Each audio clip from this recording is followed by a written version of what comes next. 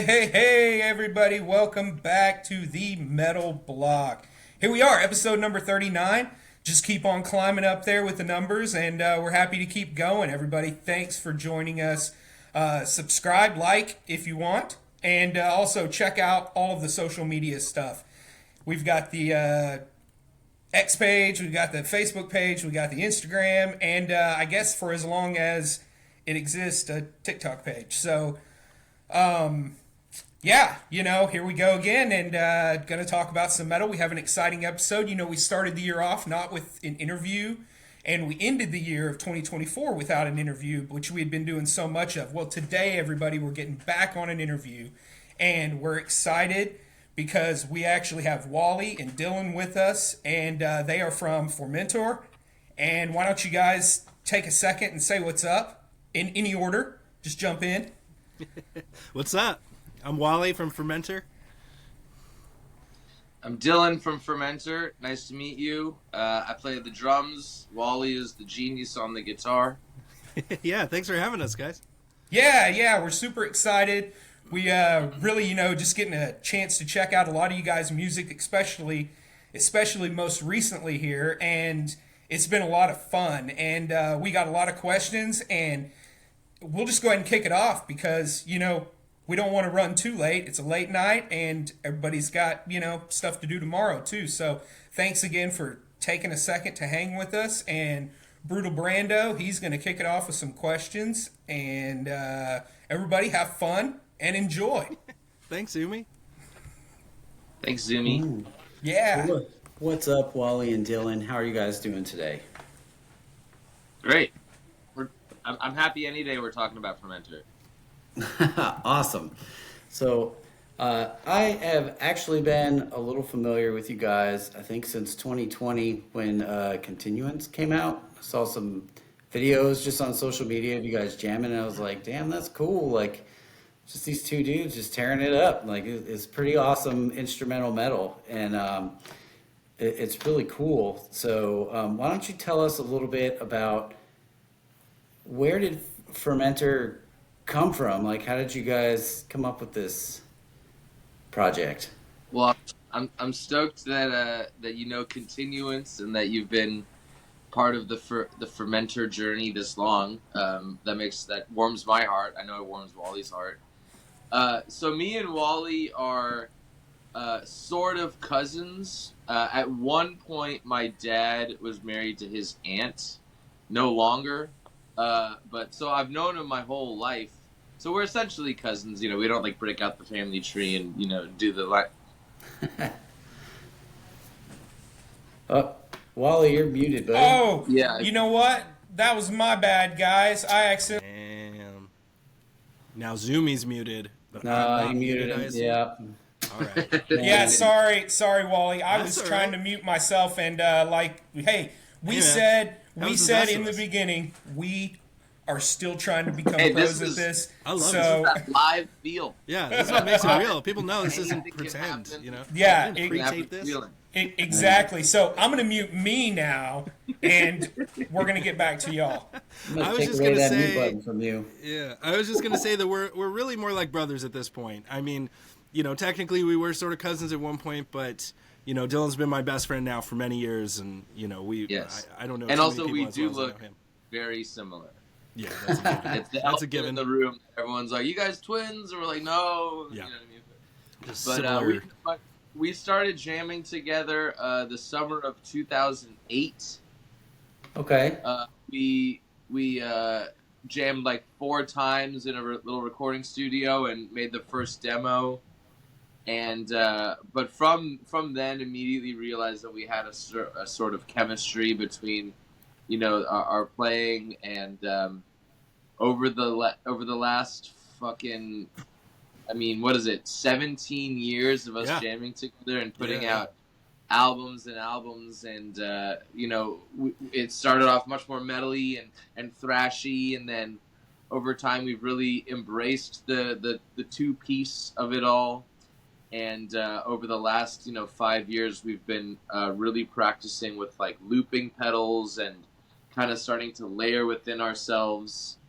And now we're at the point where we've been playing together for so long that this new record that's coming out, Agreement, is literally all improvised songs that we went into a studio, recorded everything live with, we did a lot of looping, and kind of just created a bunch of what we thought were lightning in a bottle type songs.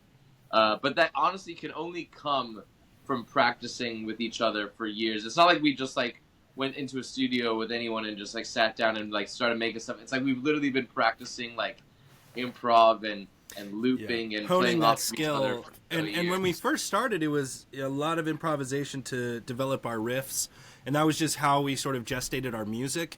It was very rare that either one of us would sort of write a song and bring it to practice, and the other would learn it, and that would be the song. It was almost always throughout our whole career us just improvising and seeing what sticks and what we like, and then kind of turning that over and building out of that. And we also just released another record, which is also all improvised, and Agreement is the follow-up to that one, which was called Release Me. Yeah, and Release Me, like, just came out, right? Like it was at the beginning of 2025, like, it was a full release, right? Yeah, it just came out at the beginning of the year, but we had been dropping a single every week for 17 weeks. There's 17 songs on the record, and so every Friday we would release a song, and then 1 week later we announced Agreement, and we're doing it all again. 17 more songs dropping every week.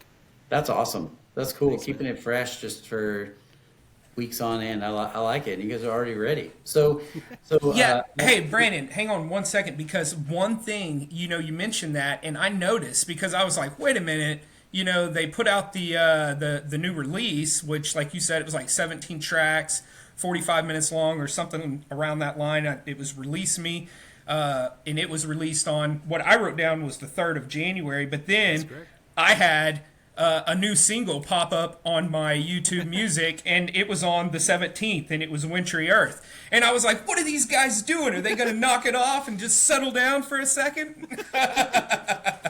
Yeah, man. No is the answer. So we originally, we went into the studio, and we came out of the studio with a shit ton of songs, but we whittled it down to like 34 songs. I actually think it's higher than 34, because there's a couple of songs that didn't make the cut that I'm like, oh, that's a good song. But also, it's more 34 songs that we both agreed on that were like really awesome. Which is hence the name, Agreement. Yes, All right. agreements. I like it. That's cool. And Yeah. But also, we had 8 songs that we had written that we recorded in that same session. So that was 34 on top of the 8 from Mind Meld that we had recorded in that same session. no, I know, but we had those 34, so we just figured, well, let's just fucking. That's 2 albums. Let's just drop a song every Friday for the next 8 to 9 months. And we thought it was crazy, but then we're like, let's do it. It honestly frightened me, the idea initially. Dylan's much more confident about this kind of stuff than I am. I really have to be convinced or like cajoled into doing something like this. It's like, this is how people do it. It's like, it's not a tested thing. But in the end, it's been awesome and a great return on investment, I think, too, of just getting a lot of new fans and getting to show another side of Fermentor, and it's just been awesome. That is really cool. I like that idea. So something I was wondering then, like when you guys go in, you said the riffs are kind of improvised and stuff. Do you go in and like improvise riffs and then structure songs, or does the whole thing just kind of come together in a jam session and you're like, okay, save that one, like that's our song?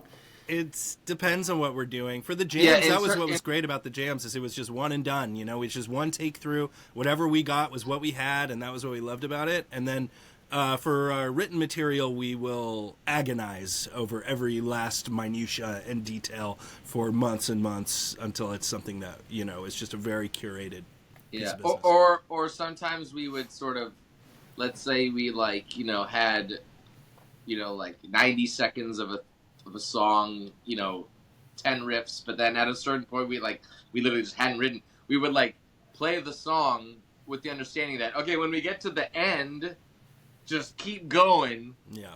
And Off the top of maybe your we'll head. Yeah. land on something that's cool, or maybe it'll, or maybe the vibe or the flow of like what we're coming out of will sort of lend like an idea. You know what I mean? So oftentimes we'll just sort of keep going, and then we're like, oh, that was cool.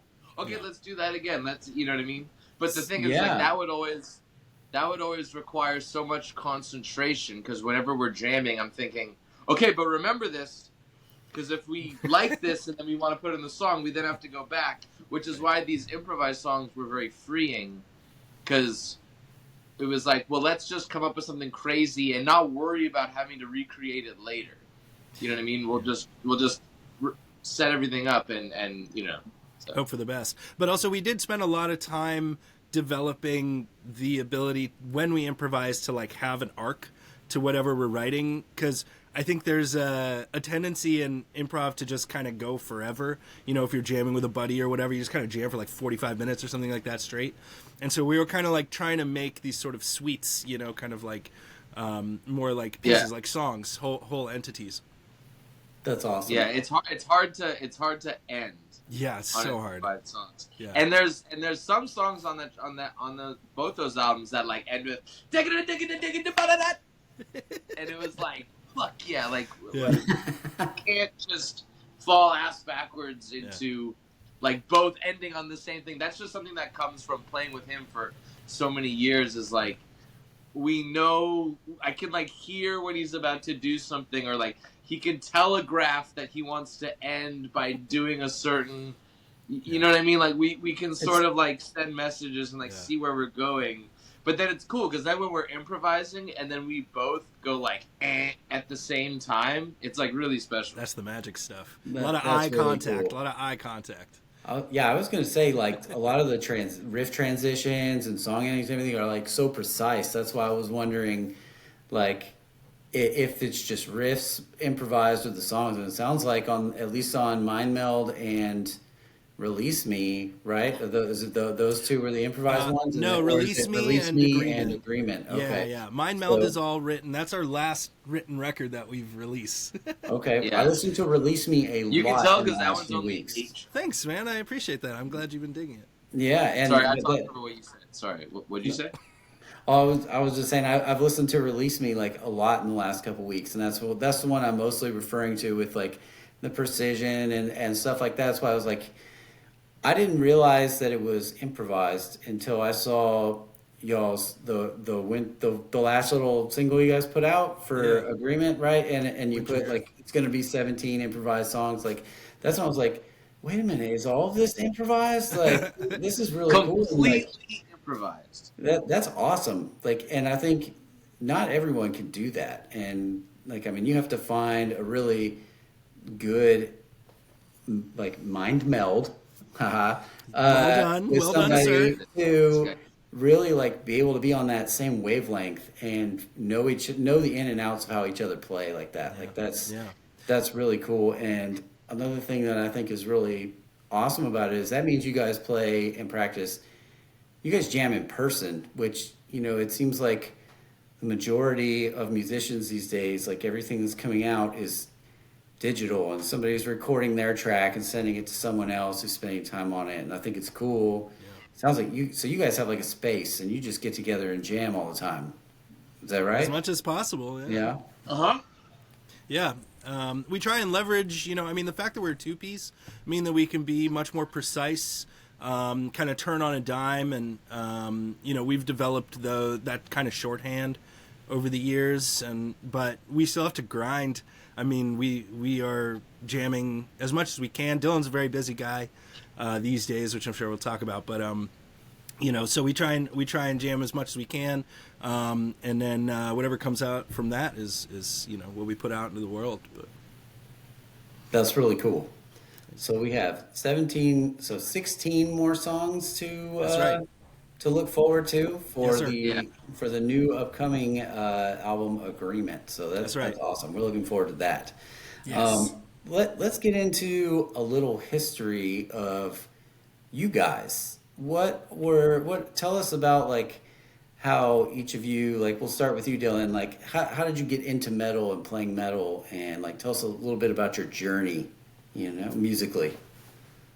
Yeah. I growing up, I liked Red Hot Chili Peppers, Queen, Led Zeppelin, and then what's funny is the way I sort of got into metal was I had LimeWire, and I was like, all right, cool, I can listen to anything. Like, what's a cool band? And I was sort of like thinking, and I literally, out of like maybe someone had like mentioned it or I'd seen it somewhere, but I was like, isn't Iron Maiden like a cool band or something? So I like typed in Iron Maiden into LimeWire, and then I got like 10 of like the big hit songs, and I was hooked. And then my friend Jimmy Fan, when I was a senior in high school, gave me Rain in Blood, the CD, and that was literally in my car for like a year, and I just never took it out, and it was really good. But I started playing drums when I was like 16. I got into like music and metal like much later. I was like 16 when I got into metal, and 16 when I got into music. Started playing drums. I was good at it. Like I had a knack for it at the beginning. So by the time I finished high school, I wanted to do it in college. So I studied music in college for a few years. I didn't actually finish college, but I learned enough music theory to kind of figure it out. And then I just been in bands ever since I was like 18, and thrash bands, and I'm in a few different bands now. All mostly like metal. But I mean, I just it's like I try it once, you're hooked. Yeah, what it was like for me too. Just once I started getting, I was a little bit of a late bloomer getting into metal too. I think it's around 16, high school, starting to get introduced to bands like Same. going from like radio new metal to being introduced to like Nile and a little bit of Morbid Angel, and like starting to, and then get into it a little bit, is kind of going heavier and heavier. So I was I was around the same age with my introduction to it. Yeah, and I always had the thing of like, I'd be like, "Hey, do you know Judas Priest? Like, you ever heard Painkiller?" And everyone would be like, "Yeah, that's what I listened to when I was like 12." It's like now I'm listening to fucking, Necrophagist or something, which then I caught up to. But it's like I always felt like everyone was like 10 miles down the road, and I was just like, oh, I still like Iron Maiden. You know what I mean? Like I still like Judas Priest. Like but also me and Wally, we would like talk about Annihilator at like family dinners and shit. And Wally, I remember Wally showed me like extreme metal. There was like a family dinner where we went to his car, and I don't even remember what you played. I think you played like maybe like Cryptopsy or Psychroptic or Meshuggah. Definitely, I think there was some Cash 33 in there because. But a bunch of and I was just like, what is this? What is this nonsense? And at that point, you were playing drums, and so I was like, "You'll get a kick out of this. It's like polyrhythms and like some strange things, Yeah. Oh yeah. Yeah. So, Wally, how about you? Yeah, I came up during new metal too. I also was around 15 or 16 when metal kind of came into my life. Before that, I was very sheltered and listened to a lot of sort of new wave and rock, just stuff my dad had around, And then when I went, I was like in private school when I was a kid, and then I went to public school, and then like, suddenly I was like, oh, there's like this whole world of culture and music and stuff out there, and that at that time pop punk was all the rage, so got into some pop punk, and then from there like into more like punk, and then similarly to Dylan, I remember hearing Rain and Blood for the first time and being like, I don't know, his voice is just too crazy, and I was like, I don't know. And then I heard Pantera, I heard Cowboys from Hell. I was like, okay, I get this. This is like objectively impressive, And then Iron Maiden, and then and then at that point, new metal was huge, and I was very into Slipknot and Mudvayne and things like that, and I just love stuff that was so like I really liked angsty, that really just like all the like soundscapey shit that Slipknot was doing. I was very into that, and so then once I heard Morbid Angel and stuff like that, I was so into that because I was like, oh, this is all that eerie, unsettling kind of intervallic stuff that I didn't realize, was even an option. And that changed everything. And then it was just like, and I was also on LimeWire all the time, just downloading music constantly and going, ditching school, going to Tower Records. And I remember finding my first Opeth CD and like that just like blowing my mind, or Cephalic Carnage just like blew my mind and stuff like that. It was just like so huge. And then, I just didn't care about anything anymore. I just wanted to play guitar and like try and make music and try and be in bands like that. And I wanted to like paint my face and, dress crazy. And like, I was into all of that shit. And then I started playing in like a death metal band, and then I started a 7-piece sort of like bungle-ish kind of band called TrashAxis, and that was sort of like my first like serious project. And we put out 3 records, and that's like a very large scale kind of writing project with a bunch of my friends. And that same year, I think that TrashAxis was incepted. Me and Dylan jammed for the first time, and that kind of kicked that whole thing off. And then, 7 people is an impossible thing to maintain, and naturally, it kind of went the way that it did. And Dylan and I started playing. Well, Dylan had started another band called Beekeeper, which is a 3-piece death thrash band with our friend Allie, and they had a bassist, and they asked me to join, and the classic pipeline guitarist to bassist was fulfilled, and I followed along into that, and I think that brought us a lot closer to at that point. And then Beekeeper has sort of been on the back burner recently, and so we've just been doubling down on Fermentor and doing as much as we can with that, and just continuing to experiment. And I mean, I love a lot of music, but I still listen to quite a lot of metal, and Dylan and I love Suffocation and everything to the Faceless, and it's impossible to list it all, but So true. So how old are you guys? I'm 39. 39? Yeah. Dylan? 34. 34. Oh, youngin'. Yeah, a little whippersnapper over here. I'll take it. That's awesome. Lucky. That's awesome. Well, what makes me ask that question is whenever you brought up Pantera, Wally, and you talk about them kind of being inspiration. I mean, Pantera was really big for us. And I'm 41, and Brando over here, he just hit the big 4-0 this year. So, Nice. We're all kind of right there in that same time period. New metal, such a big thing. And it's so funny. I was a big fan of like 80s action movies, and Arnold Schwarzenegger was like, up there, top tier. He was like Terminator and Predator. And in the early 90s, he came out with this movie called Last Action Hero. I love that movie. And so whenever I saw this movie, I was like, what is this music that's on these soundtracks? And then that's how I really got into, I already knew AC/DC. I already knew who they were just because AC/DC was already so mainstream. But here's the funny part. That song, Big Gun, on that soundtrack is, in my opinion, the best AC/DC song that was ever written. And so, I just think it's like such a killer soundtrack. And that is what got me into Megadeth and thrash metal. Nice. And I even branched out a little into like the Alice in Chains and Queensryche, all because of this one soundtrack. And it was like over after that. It just became I even got hooked on the punk too. But anyway, all that to just say, not to just give you a history of me, but just to say, man, right there around the same time period, knowing what you were like growing up and listening to, man, I'm there. You're taking me back, brother. Totally, man. Yeah, the Wayne's World soundtrack was that for me. That was on constant rotation for me. Also, speaking of the Red Hot Chili Peppers, the best song they ever wrote is Sickamicka in my opinion, which is on the Wayne's World soundtrack, and that's like their crazy, thrashiest song I've ever heard them do. Anyways, Dylan, you were going to say something? I was going to say, I learned about King Diamond from Clerks 2. I didn't know that. Yeah, I was just like, That's Oh, pretty cool. hilarious. That's it awesome. seems like something I'm into, and then I looked up who it was, and I was like, oh, King Diamond, okay.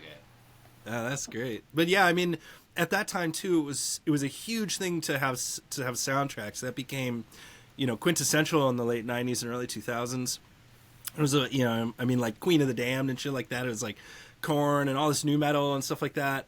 And also just file sharing, being able to listen to anything without having to buy it because I was a broke kid. but I still loved buying. And I was at that time, I was very into I had vinyls from my dad and stuff, but I would buy single CDs, and I would buy whatever I could afford, and shoplift stuff I couldn't, and it was like I loved music. Like even from a kid, I was in like musical theater and stuff as a kid. Like I thought, I already knew I'd be in music in some capacity, but it wasn't until later I saw one of my friends being in a punk band in like eighth grade, and just being like, wow, that's so awesome. Look at all the attention they're getting. I want that. That's hilarious. For us, it was Hastings. It was the used CD bin at Hastings, or Brandon wouldn't eat lunch all week so that he could save his lunch money, and he could buy that CD at the end of the week, because he'd be like, man, I can't eat. This album's coming out on Friday. I don't know how I did that, because I can't go without eating lunch now. But I would all through high school. I would just skip lunch, spend the money my parents gave me for lunch, go into Hastings and buying used CDs and new stuff that would come out, and just be like, nope. I had a huge CD collection, but yeah. Oh, yeah. I still love CDs. I think it's sad that they're not as CD players aren't as ubiquitous anymore. Yeah, like I think now you buy a new car, they don't even come with one anymore. No way. No way. Yeah. Yeah, it's like what happened to computers. Like you're like, you're like, I can't even rip this onto my computer anymore because I don't have a CD-ROM. I don't even have a spot to put it anymore. Yeah. It's like, if you'd have told me that years ago, anyway, I won't say that. Where's my floppy disk drive? Yeah, what is that? Showing our age right now. Who's rocking the laser discs? I knew people who had extensive laserdisc collections, but no, I was a VHS kid. We had tons of VHSs, and yeah. But Dylan, that's sort of our history. That's awesome. You like VHSs, Dylan? He asked you. Oh, sorry. Yeah, I Jurassic Park on VHS. I actually still have. When I was in 6th grade, I was in the play Annie, and it's filmed, and I have that on VHS. Yeah. Nice. And I'm just holding on to it because I'm like, well, someday I'll get a VCR, and then we'll put it on. Yeah, we're gonna watch this. There you go. Watch my one scene. Yeah. That's awesome. Yeah. My mom has tons of VHSs of me performing on it from when I was a kid. We watched it like a couple of years ago, and I was very surprised by just how uncomfortable it made me. Watching it back now, I thought it wouldn't be so bad, but it's pretty rough. But it's cute. Right. The look at where you've gone. Now you're look where I've gone. Performing all the time. Right. That's what I was gonna say. A couple times a year. A boy's all grown up. So you guys play live too, right? I've seen a few flyers for some shows maybe coming up, or that you guys just did recently. Yeah, we have a couple coming up in March and April. Same thing. We're always just kind of working around our schedules. But we definitely play live. We love to play live. I think it's our best. What city are you guys in? So I'm in Houston, Texas, and Zoomy is in Norman, Oklahoma. And our third co-host, who listeners today, who's not with us today, unfortunately, Greg, he's in Tulsa, Oklahoma. Oh, okay. We've played Houston before. Well, Beekeeper. Okay, well then, have you been to the Arcadia Bar and Grill? So I have not, and I believe it is no longer in existence. Rest in peace. Yeah. What about the White Swan? I'm not sure. I've heard of that one, actually. I moved here in 2016, so okay. I'm not from here originally. Gotcha. Well, me and Wally played there with Beekeeper 2019 at the White Swan. All right, I'll look it up, because a lot of these venues close down and just turn into something else that's another venue, and they just go by a different name. So I may have been there and just didn't know it was the White Swan. Right on. No worries. Well, it's now the White Oak. In San Diego, all the metal bands that are gonna play that essentially aren't like big enough to do like, 1,000, 2,000 person theaters. Like all the metal bands that do, 600, 500, sort of like that level. They all play at the best club in San Diego, which is the Brick by Brick. Okay. And that's where we're playing in April. And that's like I don't know if you know, it's like one of the big like metal places in San Diego. that there's Awesome. a lot of cool bands coming through and stuff. All right, I'll keep that in mind the next time. I've been to San Diego a couple times, just visiting. So if I make it out that way again, I'll make sure I check out Brick by Brick, see if there's anything happening while I'm there. Totally. So Sweet. when you guys play live, since your records, a lot of it's improvised, are you able to do you guys go back and just learn those songs and play them live, or when you play live, do you just go improvise on stage and just give people a new show? Up to this point, we haven't done any improv on stage. All our previous albums were written through Mind Meld. Last year, when Release Me started coming out, I think we played a couple shows, but Dylan, you were pretty busy with touring and stuff at that point, so I think we didn't really play too much. But even then, it's we tried to learn one of the jams and play it live, and we did do it, but it just didn't have that magic that it had in the studio. So maybe one day, it's our goal to one day be able to improvise live, but it scares the shit out of me, if I'm being honest. And there's so many jams we do that I think are not up to quality, and so it's I would hate to do something that I couldn't sign off on, that, Sure. that would make me embarrassed or whatever. But we're working towards being able to do something like that one day, I think. Cool. Yeah, one day we'll improvise live. Yeah. So And it'll be great. yeah, I'm sure it will. We'll see. So when you guys go to the studio, is it a studio that is is it y'all's studio, or do you pay money and go spend just go to a place and spend money on time to improvise and jam?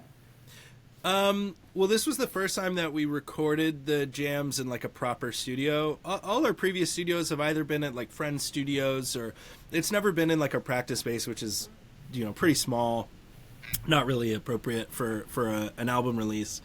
So it's our first album was in a garage studio, and then the next one was in that was a smaller studio, SKR in LA. But these last two records, Mind Meld, Release Me, and Agreement, were all recorded at Singing Serpent Studio in San Diego, which is a top quality recording studio and jingle factory. Okay. Here in San Diego, and there Gotta we make had them done somewhere. Yeah, exactly. It's cool. They still do it. They have businesses like that. But we had done, our other band Beekeeper had done a project called Group of Death, which was a sort of almost spin-off project of Beekeeper.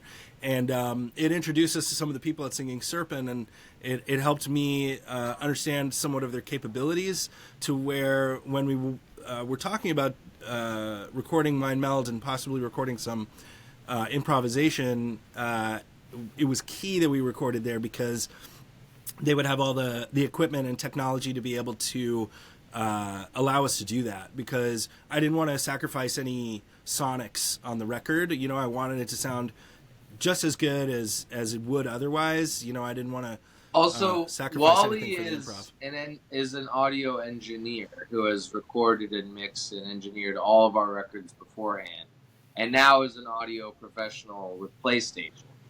So we're in the lucky position of, at most of our recording systems, we just have the studio all to ourselves, because he is the engineer, and we don't have to wait for someone else to be typing shit in. It's just Wally's just going, and then so Yeah, pretty DIY in that way. what? Okay. Pretty DIY in that way. We've done a lot of things ourselves. We would record ourselves, mix it. We would do a lot of the art ourselves. We didn't have a label for a long time, so a lot of our albums came out on our own dime. With this last record, we did hire a fantastic engineer named Ben Moore, who came in for the first day to help me get everything circuited, because we had a lot to do. It was 32 in or something like that of lines going into their system, and he just knew the room and knew the rig well enough to be able to expedite that process. And then the next 4 days, everyone left, and it was just me and Dylan, and we just did everything ourselves from then on. And it was great. So we didn't have any eyes on us, and we could just stretch out, and it was the fucking best, dude. and we filmed the whole thing. That's why, if Yeah. you notice, we have so many videos Yeah. of all these Yeah. songs, is because we filmed the entire recording process. Very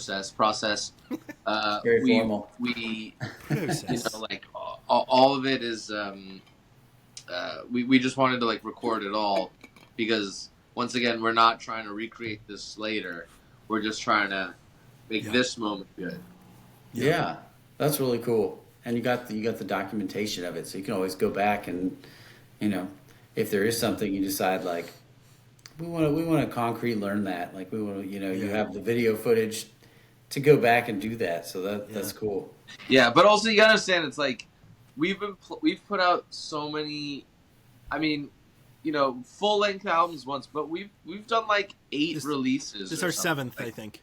Like, we've put out so many songs, so many. You know what I mean? It's like we'll go to a show and like every now and again someone will like yell out a song that we put out like so long ago that we haven't even played a million years. So it's like we realize it's like we can be precious about it and be like, oh, actually this song was good, let's learn it, we can play it again. But it's like in 5 seconds we're about to put out 20 more songs, and it's like it just keeps on. You know what I mean? And it's like we're also writing like written songs, and it's like it's not this. It's like we're not a band where it's like, you're waiting for fucking Europe to play the final countdown so you can sing along to it. Like, it's not that type of experience.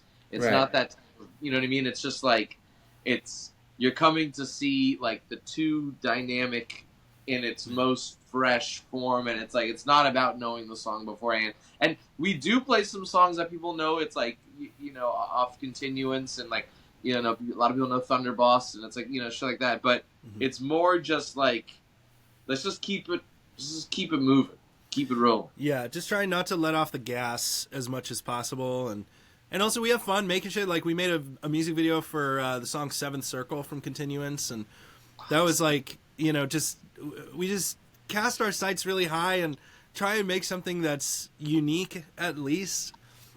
And if you haven't seen it, it's me and Dylan chasing each other around San Diego trying to get an orb, possession of an orb.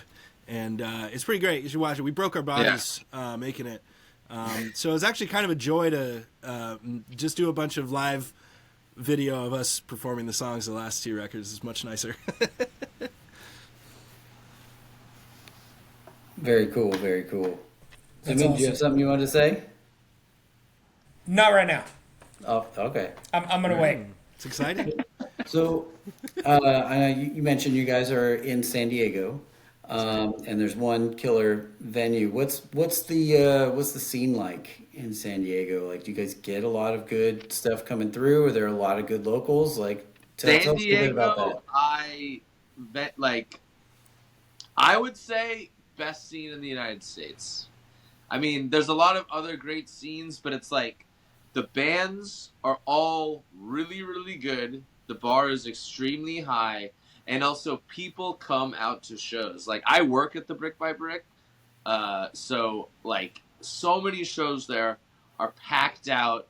Bands, like I'm in a band, Atheist, and we do a lot of touring. Like this year, I'm gonna be doing a lot of touring, and it's like I go to a lot of other towns, and I see how the scenes are in comparison, and I also see when bands that are on tour come to San Diego, and they go, holy shit, it's a Thursday and it's absolutely packed, and like everyone's buying merch, and like all the bands we played with are like really good. Like, I think it's just a combination of, there's a lot of people that are into metal in San Diego, but also there's a lot of really talented people, and like I would put up our scene against any scene, and it's like I'm very proud of it, and it's like, yeah, there's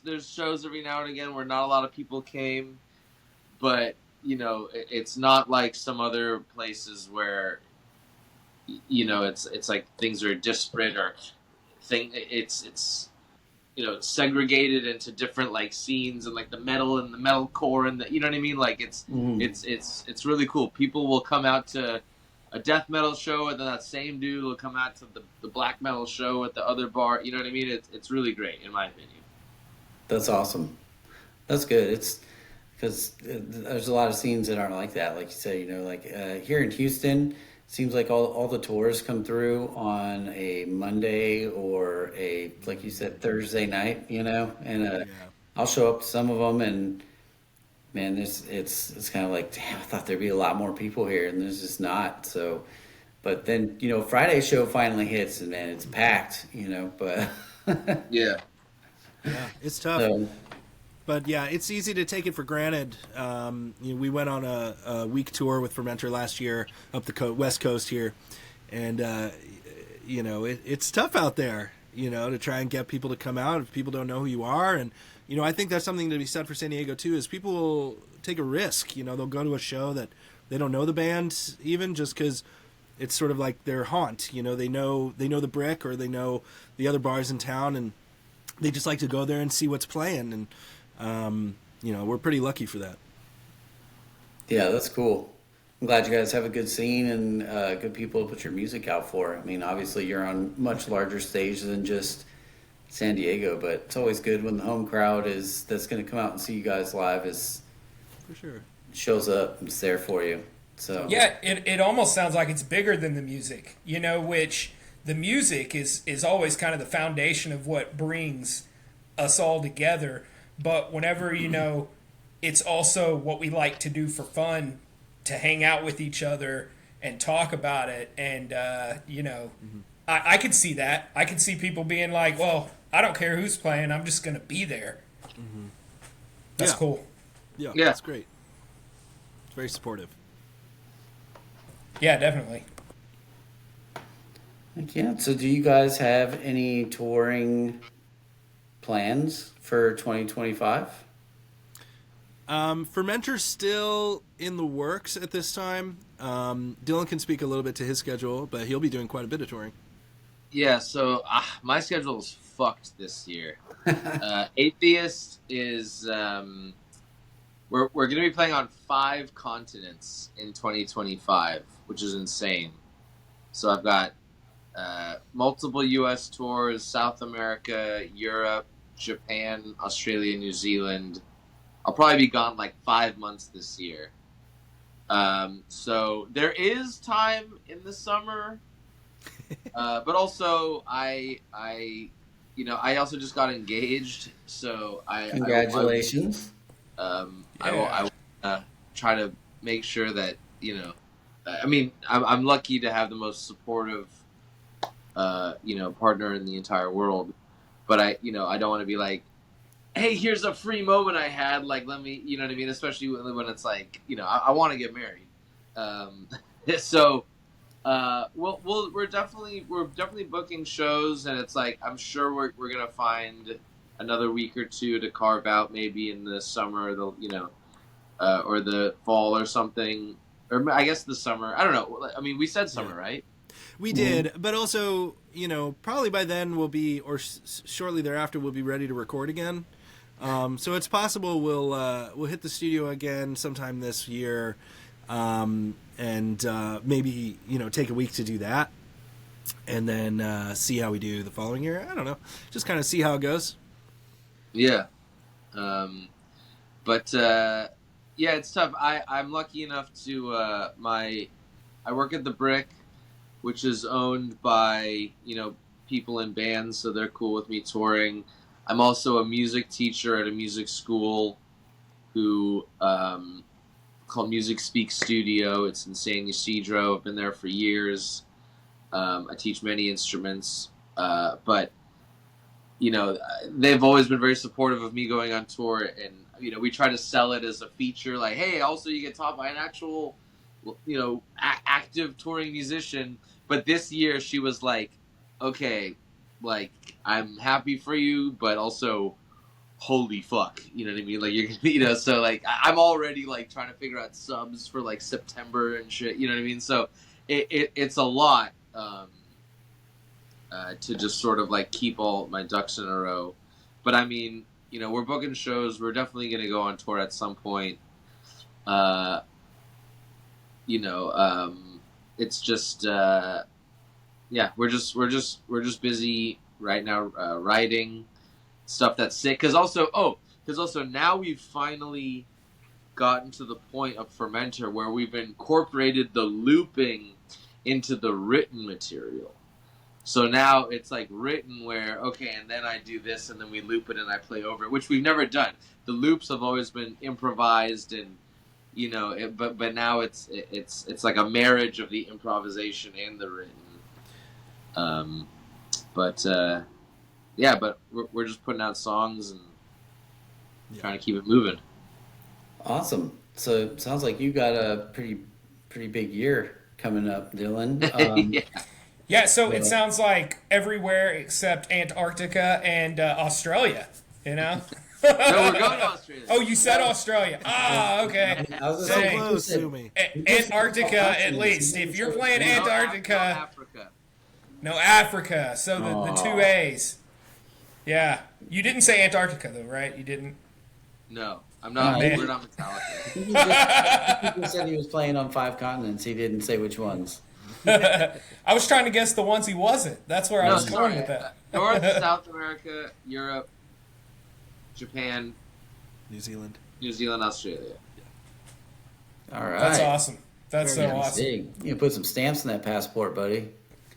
Yes. No, yeah. It's what's funny though is this always happens is like when it's like a week away, I start to get excited and have fun, but like it's only been terrifying and like stressing. Like I'm like, okay, I just want to make sure everything's good. You know what I mean? Like it's so. If you guys get the chance, if Atheist is coming through your town, and this is not with any kind of bias or anything like that, you have to go see them perform.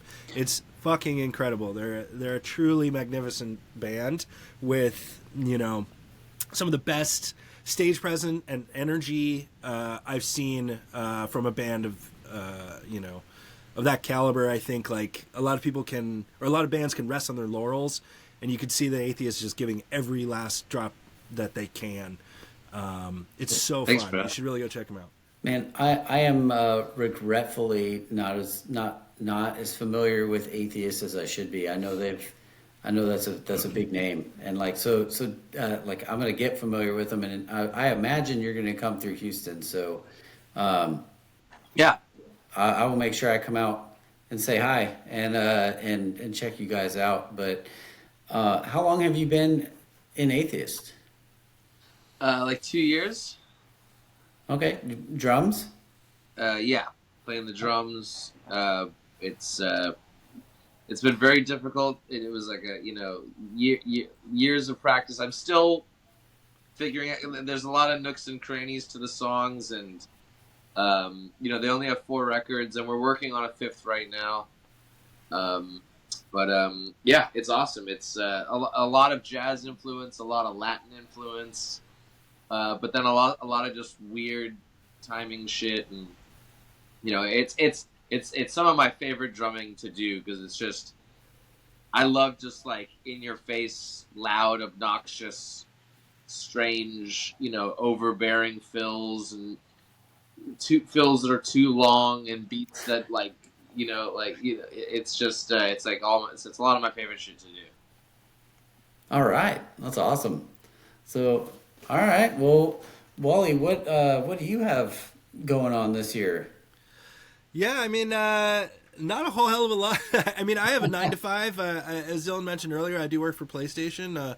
I'm a studio tech for their sound department, and that keeps me busy most of the time. And me and my partner and our dog live in a nice house here in San Diego, and I love spending time with them, and my family's here. And I also produce records for other people, so I have a bunch of records coming up this summer to mix. If anyone has any work or is interested in their music sounding like the stuff we've done for Fermentor, please let me know, because I'd love to do some work for y'all. Awesome. So when you say sound engineer for PlayStation, you talking about like Sony PlayStation? Yeah, Sony PlayStation. I help support the sound designers and dialogue staff and music staff for the audio development side of video games. Man, that's pretty cool. That's that's kind of one of those things. It's like a you don't hear about that. Like that's not a very probably easy thing to get into. Like it sounds like a pretty good. Do you? I mean, how is it? Do you like it? It's a dream job, man. It's the fucking dream job. Absolutely. I never thought I'd be able to do something like this. I thought I'd work in recording studios and just kind of grind that, and hope that, some music or something that I made took off one day. But I just kind of fell ass backwards into this position, and it's definitely one of the most important things that's happened to me. And they're also really flexible. So as far as touring and stuff is concerned, they're very supportive and come out to our shows and yeah. Wally's boss comes to the Fermentor shows. It's awesome. Yeah. No, everyone's That's great. badass. They love what we do, and and everyone here is very creative and loves music, and a lot of them are metalheads, and it's a very comfy spot for me. So yeah, I'm super lucky, man. Super lucky. Yeah, that's really cool. Dang, I just build houses. And also, honestly, you guys should check it's admirable. out. So you guys also need to check out me and Wally's other band, Beekeeper. That's the 3-piece thrash band. Okay. And that's got one record, soon to be 2. But then also Wally and I were in another band called Birthwaters, where Wally played guitar and I played bass. Okay. And there were, a female singer and all sorts of cool elements. But that music, I'm really proud of, and it sucks that band isn't around anymore. But it was a great time.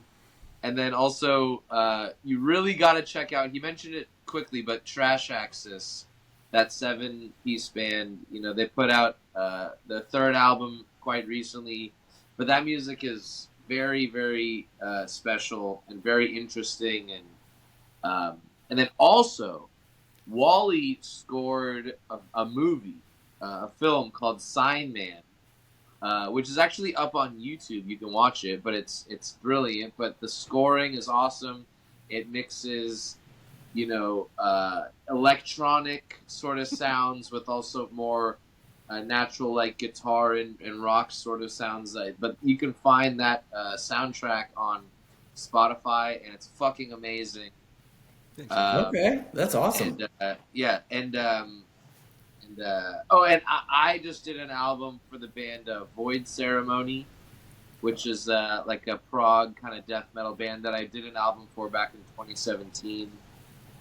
But you should check that out. But both me and Wally are very busy. Got a lot of awesome, cool, artistic things going on. So yeah, I just wanted to try and mention stuff. all of them before I didn't. Yeah. Yeah, that's awesome. That's really cool. Everybody out there listening, just pause for a second, and I want you to know, like this.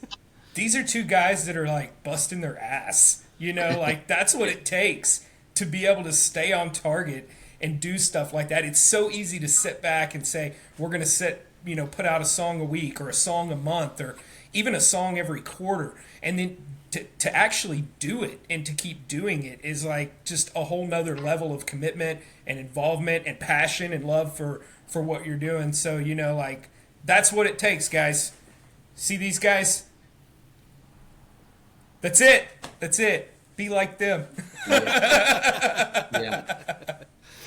Yeah, man. Thanks so much, dudes. Yeah, we appreciate that. We really, we try to work hard. I mean, we do love what we do, but we also just love to make stuff. And, I love to make videos and stuff like that. And so, we're always, with every song that comes out every week, we try and have a corresponding video that goes with it of some kind.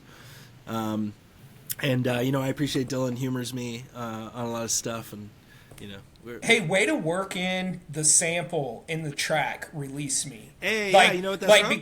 Yeah, absolutely. Independence Day, man. Yeah. What's awesome is, growing up and seeing that movie, and, I'm always like, you have to be very careful putting movie samples into songs, because sometimes you're like, Independence Day, this song might not, but, like, here's how I know, okay? The second, it did the, like, release me, and then it goes into the track, and then it's like, what do you want us to do or whatever? I immediately went, dog.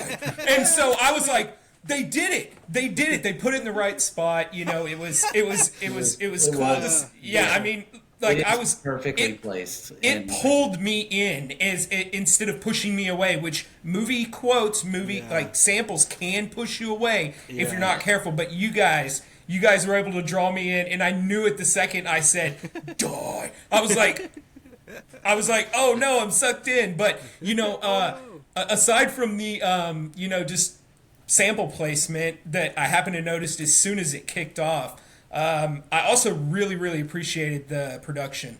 The level of production I thought was top tier. I was able to tell like what was happening throughout, as far as being able to hear the different instruments, and I really felt like the journey that you guys were like trying to drag me on, like I was on it, and so that was really awesome. And then even aside from that, artwork, we touch on artwork so many times on the show, and just how important it actually is, as far as bringing the whole package together.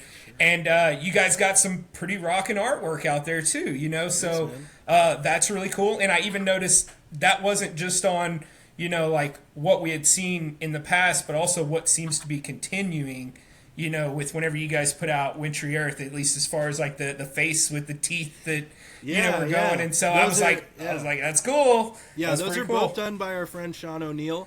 He's a local tattoo artist. He's done a bunch of stuff for Beekeeper and TrashAxis, and now Fermentor.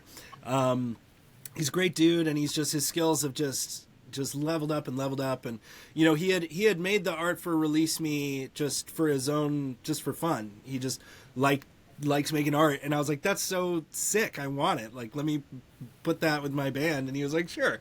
And so we sort of like reformatted it a little bit, and then for Agreement, which like to me is sort of like the sister record to Release Me, I like wanted him to do it again, because I was like, hey man, like yours is so perfect, like what if you did something from scratch this time? And we kind of had this idea, sort of like the thing, and just us, we're sort of always leveraging kind of like our relationship and our sort of musical bond, and so that was sort of like symbolically what we were going for. But also I like an extreme and fun, bold colored, thing, and so we knocked it out again, man. People really digging this art, especially for Agreement. So we're thrilled, dude. It looks so fucking badass. Yeah, I mean, I noticed it. I thought it was really cool. And then to even go back to the music just for a second, and then I'll kind of let Brandon, get us back on track. But is the Syncomation? Am I saying the name of that track? Yeah, right? saying it exactly right. So, all right. So here's, what that track says to me? Like, whenever that one, okay, now you're talking to a guy that puts an album in or plays it like from the first track, and I want to hear it like in order, and that one to me says, hey, are you still listening? Are you still out there? Because we're still here. And it was just enough like crunchiness to where I was just like grinding my teeth with this track. Like, this is great, and I just had fun. Like my like listening through it, and the first time that track came on, like my eyes lit up, and I was like, where are we going with this? And then as soon as I like wanted more, it was on to the next track. You guys and so I was like, this was their like, did you like when bands are up there, the headlining act, and it's I always say it's even tough being a headliner, because you get on a little later, right? Yeah. And the crowd's the crowd's a little drunker, tireder, and so they're always like, "Are you still with me? You guys want us to go home?" And everybody's like, "No, we're still here." And so that was the feeling I got on this track as I was listening through it. Is I almost was getting the like band checking back in with the crowd and saying like, I love that. are you guys are you tired? Do you want us to go home? Like, are you still with us? And so it was kind of like the seventh inning stretch in a way, that just like, I don't know, just brought you back into focus. And I don't know what it was about this break from, I wrote it down, that's why I'm showing this. What it was about just the break from just kind of the sound of the other tracks, but it was really cool like placement. And anyway, I thought it was a cool little track, and it wasn't long for everybody out there that hadn't heard it. It's not even a long track, but it's just enough to like, keep you going for the next, I think, like 4 or 5, and so and then you're going to listen to it all over again and go, what did I just listen to, man?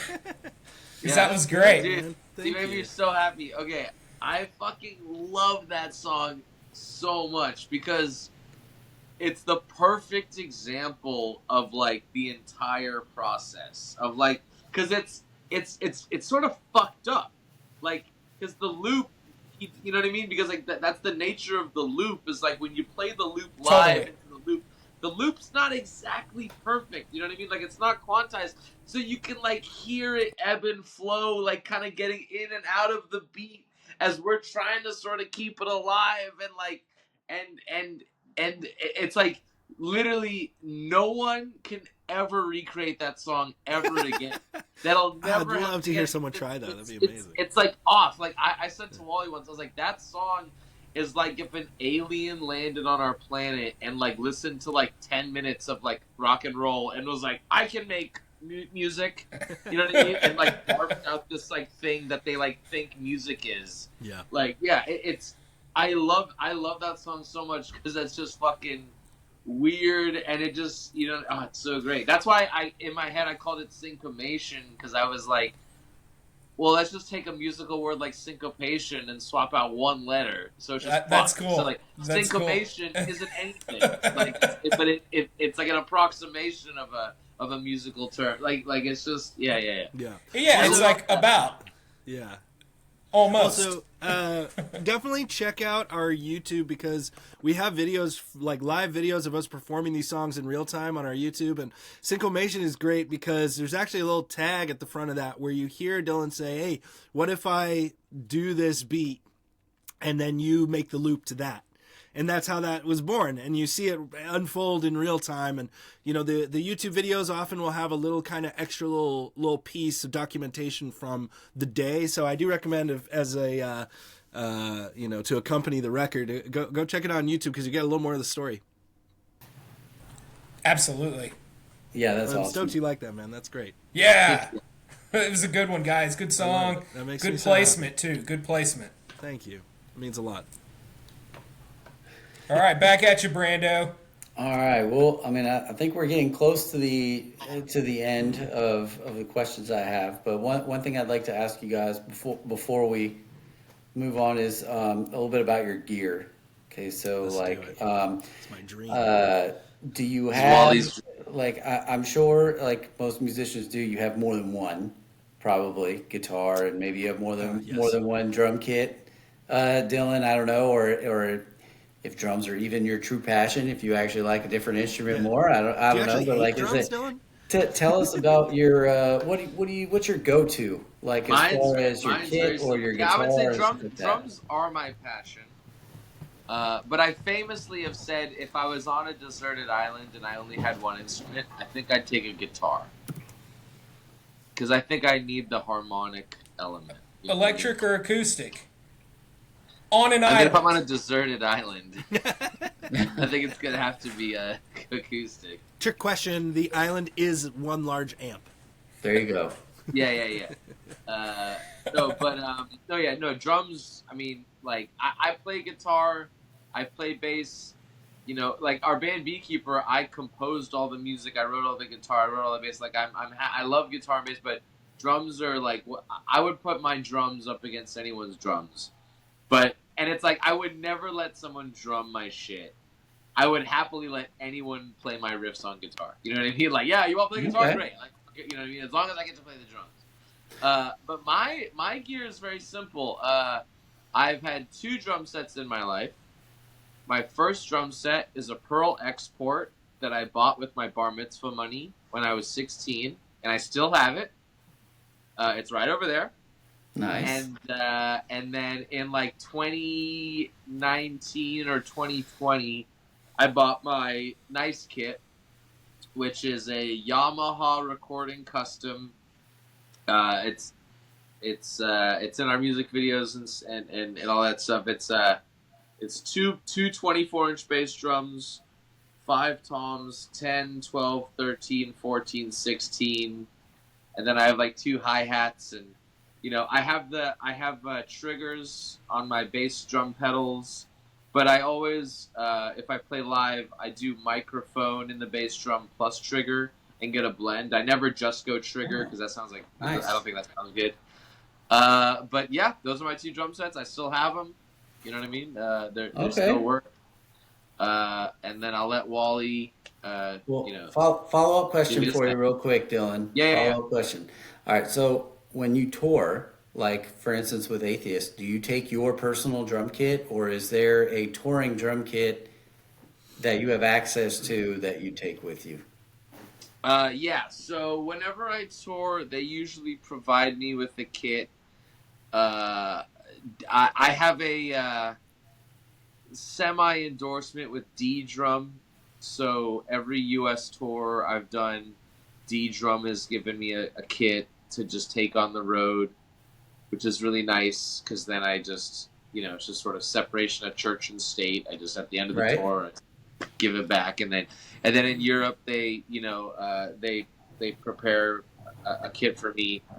And it's interesting because I'm used to just having one kit for the whole tour. But like when I go to South America next month, it's all, it's like you're not, there's no bus. You're just flying to each different date because we're doing like, one place in Argentina, one place in Brazil, one place in Chile. So it's too far. So literally every single day I'm going to have a brand new drum set that I'm going to have to like disassemble and refigure out. That's going to be quite something interesting because it's just a new drum set every fucking night, which is going to be new in quotes, I assume, like new to you. me. Yeah. Different. I like Atheist was just in San Diego, and we played a couple local shows, and I used my drums just because we're here. But usually it's and the thing is, like, you never even have any say in it or anything. Like, for instance, in September, we're doing a headlining European tour, and I was informed that comes with a drum tech.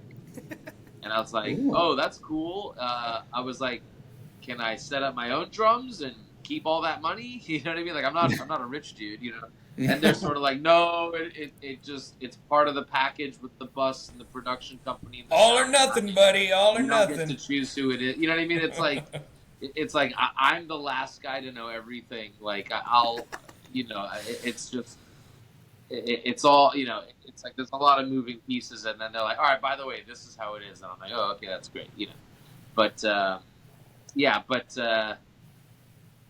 on the it's actually, so the last Fermentor tour we did last year in 2024, we rented a minivan, and I took my Pearl Export because that way we could just, because me and Wally, it's just two dudes, we were able to fucking tour in a minivan. Yeah. We had the merch, we had just my single kick bass drum, we had his amps, we're touring in a minivan, it's the best. Oh yeah. Yeah, it is helpful to be able to condense, simplify if needed. Yeah. Which we can That's do. cool. Yeah. All right. Well, that's awesome, Dylan. Thanks for all that. Wally, tell us about your gear, man. Who's your baby? My gear is constantly evolving. I'm truly obsessed and somewhat addicted to the process of determining the best tone that I can find, and also I'm so pleased that you like the sounds on the record. Like, I am so meticulous about everything. And my rig is no exception, of course. But historically, and what I used on those albums was a PV XXX that I've had since high school. I use EL34 tubes instead of the normal 6L6s. My guitars are Jericho guitars, which are from Texas. They're slightly longer scale, kind of a chunkier neck.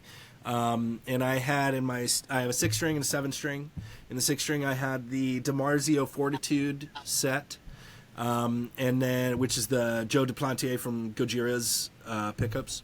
Okay. And then in my 7-string, someone had modified it in a somewhat janky way when I had purchased it, and so it has a single Fishman Fluence modern humbucker in there. Eventually I'll gut it and redo it, but that's what I used on the record, which are two very different sounds, which was somewhat of a challenge on the record, but I think it worked out. And then, for the record, I used two PV XXXs, so I used my own, and then our friend Trent Reznor, I think is what I almost said, but Trent from Area 51, he he let us borrow his Triple X as well, which is with 6L6 tubes, and so I had a mock stereo setup with the two Triple X heads, and then I use a bass rig. So like when we play live, I have a bass rig and a guitar rig, but on the recording we had 2 guitar rigs and a bass rig, because I knew I wasn't going to be able to do multiple takes. And like, normally on a record you do a left side and a right side, and maybe you double or quad track those and layer solo or whatever the fuck. And so in this case it was just one take, and it's it's 3 stacks in real time that I'm recording through, and it was the same for Mind Meld. That's just one take, through each. It's essentially a mono sound, which is pretty unusual in our kind of tech death zone. But the bass is also a Peavey Mark 6, and then I have a pretty extensive pedal board, source audio. I don't know if you want me to go through all the pedals. I'll do it. Hey, I'm down to hear it. I'll do it. But as I recall on the last records, it was a Source Audio EQ2, an MXR bass compressor, which is left over from when I played in Beekeeper. I played bass, but it still sounds great on guitar. So a little trick there. And then the Dirty Tree by Pepper's Pedals, which is a clean boost and EQ. That thing crushes. It sounds absolutely amazing. And then we have a sort of knockoff version of that our friend Chris from No One Cares Pedals made for us, called the Bee Boost, which has a chemically etched image from Beekeeper's artwork of the Bee Babe. Me and Dylan and our singer Allie each have one, and that's on my board as well. And then a blues driver for like crunchy stuff. And then an HD 500X Line 6 multi-effects pedal, which is what I use for the looping and all the sort of more like elaborate time-based effects and stuff like that. And it's 5 cable methods, so I'm like going into the first amp, and then that's spitting out an effects loop to all my rig, and then that's going back to that amp, but also going to 2 other amps. And that's how I was able to make the sound on those albums. And recently I've been shifting. I recently got a Rev Generator 120, which is the first guitar amp I've bought since high school, and is possibly going to dethrone the Triple X at this point. And then I've also been playing a PV T60 guitar recently, which I've been really, really loving. So our new songs are written on those, and so we might hear a little different sound on the next record. But yeah, I love all that shit, man. I'm constantly spinning my wheels on gear and freaking out. And he'll come to the studio, and I've just torn my pedals apart and, trying to figure out where the source of something is, But I'm really, really proud with how that all came together on the records. And, the reason why we could be, or a part of the reason why we could do those kind of things is because there's just a lot of options, a lot of texture, and things are for the most part dialed into a point where I can just grab something and hopefully I can play the effects kind of like an instrument. And it's funny because Wally will be like, I've realized my guitar pickups are a problem. And I'll be like, oh, you mean the guitar pickups on Release Me and Agreement and Mind Meld? That it's like the best sounding guitar we've ever gotten ever. And he's like, yeah, like those. Like I'm changing them. And I'm like, okay. Well, you realize you're fighting something, and so it's like with those, and specifically, I'll call it out. Those DiMarzio Fortitude pickups are great sounding PAF style, hot rodded PAF pickups, which just don't have a lot of bottom end. And since it's just the two of us, I'm constantly concerned with our low end and making sure that we sound just as full or more full than any other band. And the risk, of course, as Dylan just illustrated so beautifully, is it sounds too woofy or too resonant or whatever. So that's always you're trying to find a fine line, and the guitars aren't meant to do that. So or I should say the guitars aren't meant to reproduce frequencies as low. It's why you have a bassist. So I'm kind of fighting physics and all these kinds of things, and that's why I kind of get in my head about a lot of it, and I just try stuff out, and it's part of the fun for me. I enjoy all that shit, and I'm an engineer, so I love it, and I love to talk about it, obviously. But for Dylan, who you could see is clearly checked out, he has no interest in the majority of it, and I don't blame him. It's a lot. This was like 15 minutes of me like detailing pedals, So, but yeah, no, it's part of what I enjoy about it, and I really love the challenge of trying to make Fermentor sound better than bands that have 5 people in them or whatever.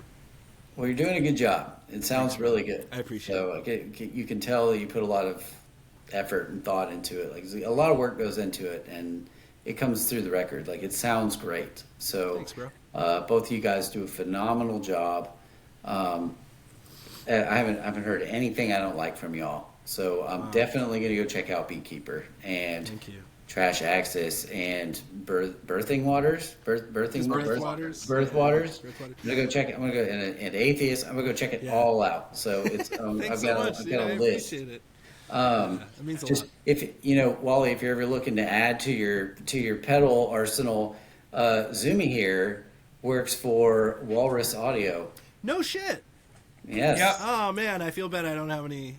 Oh no, that's WM pedals on my board. Yeah, no, He's I'm the actually recruit there, but yeah. I always get excited whenever people start talking about all their different kind of pedals and stuff. Yeah. And like I don't work in the engineering department. I'm the financial controller of the company, and so what I do though is I go over to the engineers, and I'm always like, so what are you putting on that pedal? And they're like, oh, this is I feel like I'm a total idiot. I can't even name a single part that they put on there. But this is an LED light pipe. And I'm like, nice, man. Nice. I bet that LED light sounds sick. Yes. And so it's a really fun place to work, and they're a great company. But yeah, pedals, great, man. Dude. Music, pedals, it's what we do, it's what we love. Yeah, so it's part of the fun. yeah, absolutely, man. You talked about living your dream job. I feel like I do the same thing. I go in every day and, I got to pay the bills and keep the lights on, but at the same time, I'm hanging with guys and gals that are, equally as interested in music as I am, and maybe even more so, and so many talented people out there, and just getting that influence is amazing from other people. So, yeah. Very cool, dude. Well, you certainly sold me on it. I'll get a walrus pedal soon. Well, you go. I can't say this super loud, but let me know. Let me know. Sweet. And Thanks so much, dude. we'll figure something out, man. And then if you're ever in Oklahoma or whatever, if you guys are, if you're ever in that OKC area, holler at me if you got some time to kill. You can come by and you can meet everybody and check out the place too. I mean, I'd love that. yeah, they would too. So Very cool, man. Awesome. yeah, Awesome. definitely. Which, speaking of music, songs, recording, all that kind of stuff, we are going to play a track, right, Brando? Isn't that what we talked about? Yeah, and this is actually a new one, just released, fresh off the press. They talked about releasing songs like keeping you guys, like we got 16 more to come for the rest of this other half of the sister album, as they called it, agreement to go with Release Me. And so the name of this track though is Dead Farm. So everybody check it out, Dead Farm, Fermentor.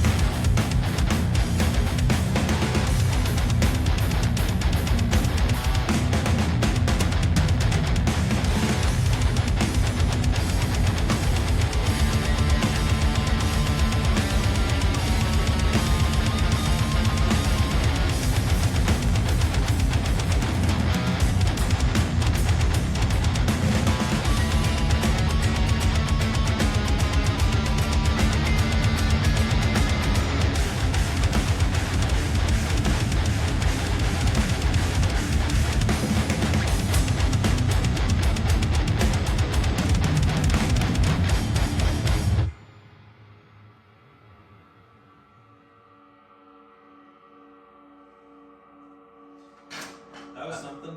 Yeah.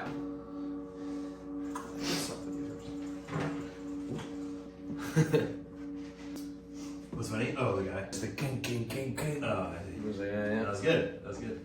Nice big eyes for me to follow. Nice big eyes for me to follow. Those big eyes, the better to see you with, my dear. All right, so great song, everybody. Thanks for checking it out. You know, like, go check out more music. And hey, before we part, I'm not trying to cut you off, Brandon. I hope. Okay. Good.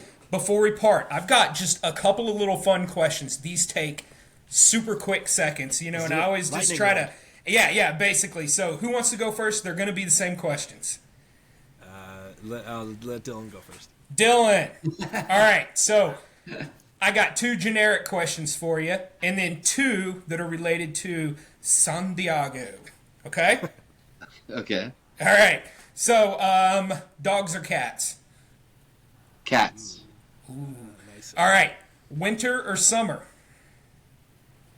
Winter. Have you even seen snow? Yes. All right. So the 2 from San Diego.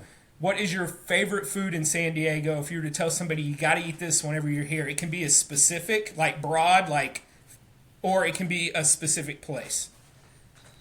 I'd say you got to get a California burrito. That's what we're famous for. That's the burrito with skirt steak and fries and guac. Whoa, bless you. Gesundheit. Speaking of cats, He loves cats, everybody. he loves them. He loves them. His arms are shredded by the cat that he's got. Look at this guy. You want me to jump in here? You need a sec? Yeah, he's All right, what's scratched. the next question? All right, what's the best exhibit at the San Diego Zoo? Don't steal mine. Reptile House. Damn it. Oh, the reptiles. All right, Wally, what do you got, dogs or cats? You already said dogs earlier. Yeah, I do love dogs. I had a cat who I loved, but I mean now I have a dog, and I just love it. I love animals. I love them both, but I'll say dogs. You'll say dogs. All right, I'll say dogs. Winter or summer? God, it's tough. I guess. Fuck. Winter. So both of you guys choose winter, and you're living in the best beaches in the country. Well, we're also very close to beautiful But also slopes winter of snow. in San Diego. Yeah. Now that's special. Is it? Well, see, guys. See, this is why we 65. Let me asked. tell you, it was like 70 65 something in the today. day, Yeah. 55 at night. Yeah. Also, that summers, I do love summer, but it's like, honestly, I just think about touring during the summer and how disgusting it is. And it's like, I mean, honestly, touring the winter has its own challenges, but I'm always excited for winter and like having a fire and like, you know, it's a vibey time. I like it. I like that too, man. That's a Yeah. good reason for preferring winter. All right, Thank favorite San Diego food? I gotta go friendly on this one. That's a local smash burger joint. That's like no substitutions. It's very like you know, get in, get out kind of place. They have a few. They've just opened up now, like their 4th spot, I think, and I am like addicted to those burgers. They're so good, and they have like specials like that are like really wild and outlandish, or like just like kind of more normal stuff, and it's super fucking good, man. But we have a lot of great food here. I'll do a second shout out for Ironside, which is a seafood spot here in San Diego. That's my favorite. I fucking love that spot. Yeah, you really gotta good. you gotta have some seafood if you're going I down love there, seafood, man. man. Yeah. It's for sure. All right, so I think as long as I didn't skip anything, do you think reptiles too at the San Diego Zoo, or do you got a well, I want to be close you know, second? You got a close second. I guess the elephant exhibit's pretty cool. I mean, the zoo's great, dude. It's all you know, the gorillas and I do love the reptile exhibit. Who am I kidding? I love the reptile exhibit. Yeah. Well, see, that And helped those everybody. little monkeys there, man. Those howler monkeys. Howler monkeys. Yeah. You hear them across the zoo, like. All right, so hey, is this even? This wasn't even one of my questions, but is this really true? And how much do they enforce it? Christmas lights after February 2nd. What about it? I heard that you get ticketed in San Diego By if who? you have them up still. I don't know. Maybe if you're in like an HOA like zone or something like Is that like one of those dumb rules, like we can't hunt I've whale in literally Oklahoma? never heard that. I I've think- never heard that in my life. I think Yeah, you'd be ticketed in any almost city 40 if you years. still have Christmas lights up in Yeah, February. dude. I was gonna say I'd be ticketed all the time. You know what I do? I don't take them down so that around November I can be like, "Hey, look, everybody got the Christmas lights up," and they're all like, "Man, good job." For us, it's like at my place, it's like we're sort of like Halloween year round. You know what I mean? We just never take down the Halloween shit. Oh, there you it's go. like we'd like have like a couple of things that come out for Halloween, but it's pretty much all that all the time in our place. All right, everybody. So you heard it right here. That law is a farce. Yeah. And so these guys are from San Diego. Everyone thinks it means Saint Diego or Diago, but I believe it actually means a whale's Whale's vagina. Yeah. All right. Yes, Well, no? Yes, you guys get the reference there? I certainly get the reference. Okay. I too am 40 years old. oh, that's great. Well, everybody else who didn't get it out there, that would be Anchorman. So I'm Captain Obvious, and you're welcome. Well, guys, we've had a blast, and I feel like even the more and more we get to talk, the more fun we're having. So thanks for just taking some time to hang with us tonight. Thanks for talking to us about what you guys do, all the music, awesome music that you guys are putting out, and that we know you're going to continue to put out. We're looking forward to, just checking more and more tunes out from you guys, not just from Fermentor, but also the other groups that were mentioned. And we'll make sure and mention them again in the comments and link as many people as we can find throughout the process of all of this too. So, I know it's late, and, you guys are just awesome for hanging with us so late. For everybody else out there, it's actually it's earlier for you guys, I guess, now that I think about I was it. gonna say it's not so late. I got for the us, whole night ahead. You're like, what are you talking about? It's early. Well, I you know know it's late what, for y'all, everybody forget it. We got a whole nother hour in store for you here tonight. And, actually, I That's the see. Fermentor way is to bank it, so like we just do another like 2 hours and then we just release that later. There you go. You're absolutely right. You're absolutely right. Yeah. Well, It's a secret. yeah. It's been an absolute blast though, and thanks. Thank you for having us. Thanks, Thank you guys. so much. Zoomy and Brando, and also thank you for not asking us why don't we have a singer. Good on you. Yeah. Yeah. God. Yeah. Oh, man. For sure. It's kind of refreshing. I almost asked. Whew. He was like, before you guys go, I just gotta ask one thing. Why don't you have a singer? No, thank you so much, man. This was super fun, and hopefully we can do it again one day. Yeah, absolutely. Absolutely. Thank you guys for coming on. And anything you guys, just want to drop our way and have us share, we'd be more than happy to do so. So, we're having too much fun. I don't even want to end, but we got to, everybody. So, we love you out there in the metal world. Thanks for hanging with us. The Metal Block, Fermentor, Dylan. What is that? I didn't even do that. And we are, like I said, guys, we got to stop. Metal Block over and out.